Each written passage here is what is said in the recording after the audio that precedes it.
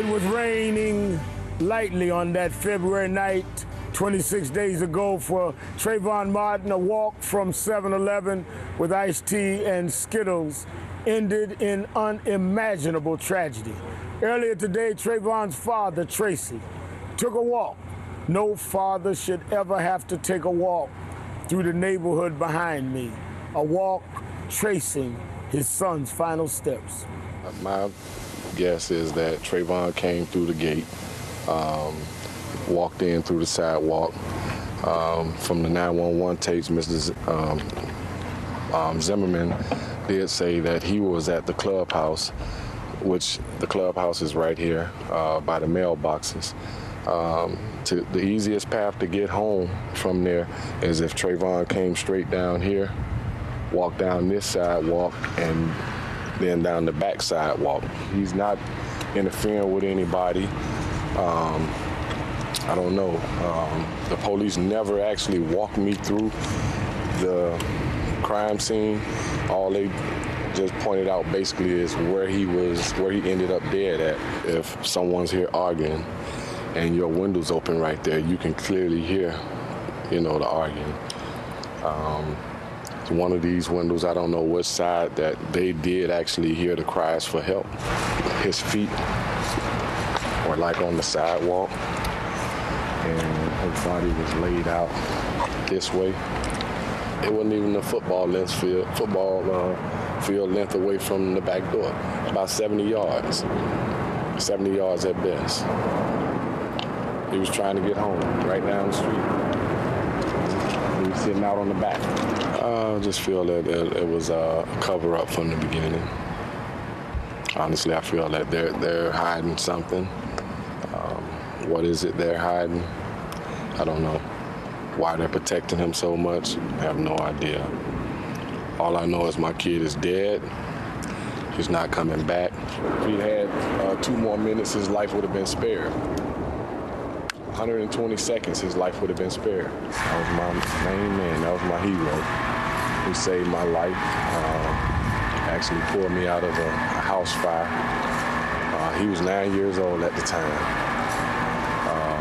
A 9-year-old kid saved his dad's life. And I wasn't there to save his life. As a dad, that makes me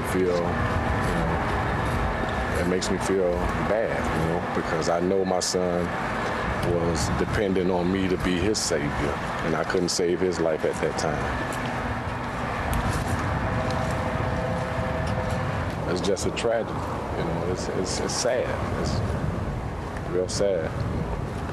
Not a day go by that, I don't think about, the what ifs. What if he could have got home? Or what if Zimmerman would have stayed in his car? What if he had walked all the way around? It's just a bunch of what ifs, He shouldn't have had to pay the price of life for trying to get home. That's an unjust. I don't know how I'm gonna recover from, this loss. It's tough. It's tough. He didn't deserve to die. He didn't deserve it.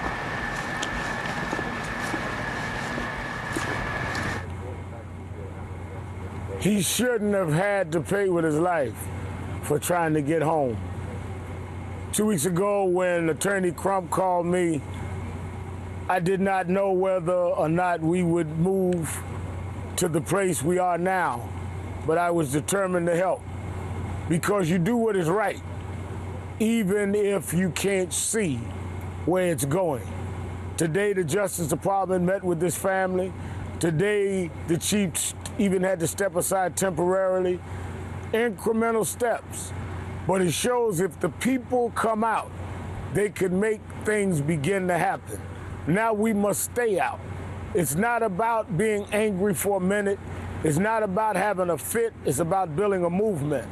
It's about bringing justice for this case and many situations around this country. It's about what we are as a country, what we stand for. It's about fulfilling the creed that we all claim to believe in. In the name of my mother, I'm going to stay on this case. She would have wanted me to. In whose name or whatever you believe, you ought to stand for something.